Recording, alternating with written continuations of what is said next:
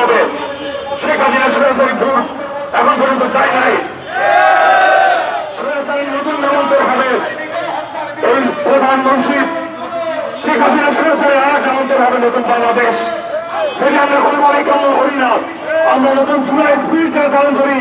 তারা আমরা চাই প্রধান উপদেষ্টা ডক্টর মোহাম্মদ ইউনূস, আপনি আমাদের সাথে এই বিষয়টি অতি দ্রুত সমাধান না করলে আমরা চিন্তা করবো আপনি সরাসরি আরেক নামান্তর হয়ে যাচ্ছেন।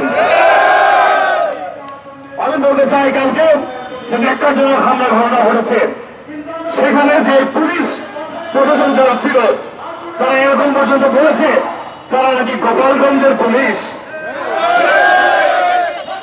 গোপালগঞ্জের পুলিশ হন আর যে গঞ্জের পুলিশ হন, বাংলাদেশে আপনারা শেখ হাসিনা পালিয়ে গিয়েছে। শেখ হাসিনা ভাবের এই দশা হবে না।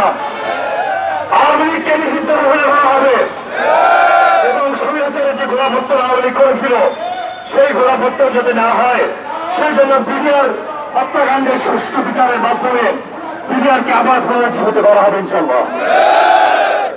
আমি আমার বক্তব্যের সর্বশেষ একটি কথাই বলতে চাই, পৃথিবী বলে কিছু নাই, বাংলাদেশ রাইফেলসই থাকবে এবং পৃথিবীর নামকরণ বাতিল করে পুনরায় বাংলাদেশ রাইফেলস নামকরণ করা হবে। বাংলাদেশের সব থেকে বড় বেসামরিক যে গোষ্ঠী ছিল বাংলাদেশ রাইফেলস, এই রাইফেলসকে ধ্বংসের মাধ্যমে বাংলাদেশে স্বৈরাচারের গণহত্যা করা হয়েছিল এবং এটি পাকাপোক্ত করে 15 বছর ক্ষমতায় থেকেছিল স্বৈরাচারী শেখ হাসিনা। কিন্তু জুলাই বিপ্লবের মাধ্যমে আমরা আবারও গণতান্ত্রিক রাষ্ট্র প্রতিষ্ঠার লক্ষ্যে কাজ করছি। সেখানে আমরা স্পষ্টভাবে জানিয়ে দিতে চাই, বৈষম্য বিরোধী ছাত্র আন্দোলনের একজন সাবেক সমন্বয়ক হিসেবে আমি বলতে চাই, বিডিআর বাংলাদেশ রাইফেলস সুষ্ঠু বিচার তদন্ত প্রক্রিয়ার মাধ্যমে আবার নতুন করে জেগে উঠবে ইনকিলাব জিন্দাবাদ। আমরা বিডিআর ভাই যারা এখানে আছেন তাদের জায়গা থেকে যে কর্মসূচি গ্রহণ করেছেন, অর্থাৎ তারা বলেছেন তারা এখানে অবস্থান কর্মসূচি গ্রহণ করবে যতদিন পর্যন্ত সুষ্ঠু বিচার কার্য প্রক্রিয়া সম্পন্ন না হয়। পুরো প্রত্যন্ত বাংলাদেশের প্রত্যন্ত অঞ্চল থেকে বিডিআর যত পরিবার আছে সবাই এখানে সংহতি জ্ঞাপন করবে এবং আজকে থেকে অবস্থান কর্মসূচির ঘোষণা করা হলো এবং আমি তার সাথে একত্র পোষণ করছি।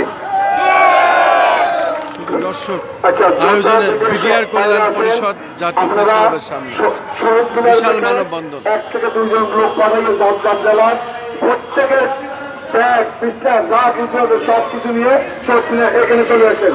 আমরা এখন থেকে এখানে অবস্থান কর্মসূচি ঘোষণা করবো। ধন্যবাদ। আর আজকের মতো এখানে আমরা আমাদের সংবাদ সম্মেলন শেষ করছি। আল্লাহ হাফেজ।